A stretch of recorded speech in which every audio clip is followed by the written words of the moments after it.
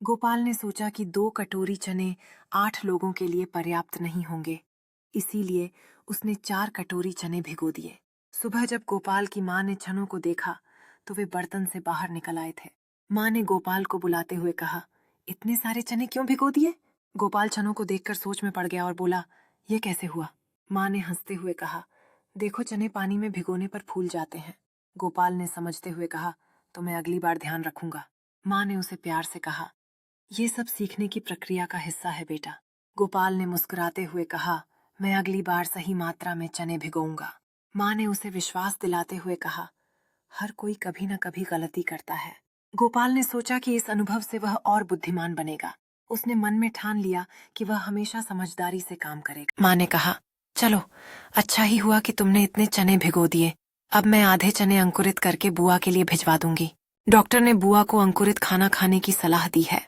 माँ ने भीगे हुए चनों को अंकुरित करने के लिए एक गीले कपड़े लपेटकर टांग दिए। अंकुरित खाना खाने से हमारा शरीर स्वस्थ और तंदुरुस्त बना रहता है। अंकुरित खाने में मोठ की दाल, हरे मूंग और चने आदि का उपयोग किया जाता है। लोबिया, काबुली चने, राजमा आदि दालों को खाना बनाने से पहले भिगोया जाता है। अंकुरित हुए दाने बीज के रूप में इस्तेमाल किए जा सकते हैं।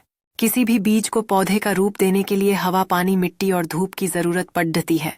बुआ ने कहा कि अंकुरित दालों का सेवन हमारे स्वास्थ्य के लिए अत्यंत लाभकारी है।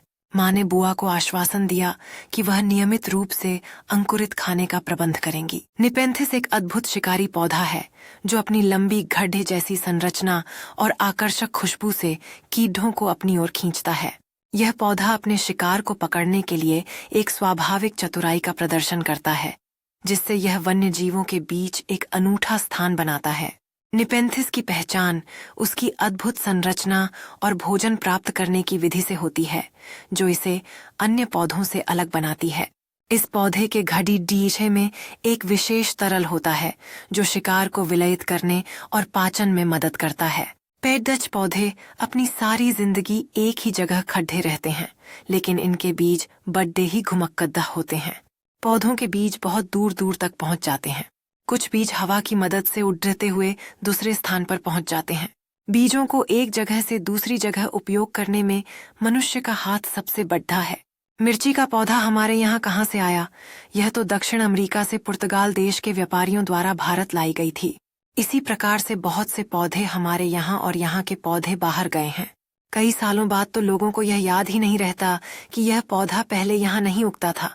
बीजों की इस घुमक्कड़ प्रवृत्ति ने हमारे पर्यावरण और खाद्य वितरण में महत्वपूर्ण भूमिका निभाई है।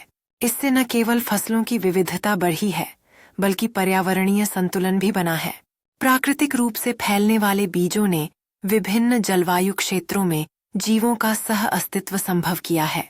इन बीजों की घुमक्कड़ प्रवृत्ति ने कृषि अनुसंधान को भी प्रेरित किया है, जो नई किस्मों के विकास में सहायक साबित हो रही है।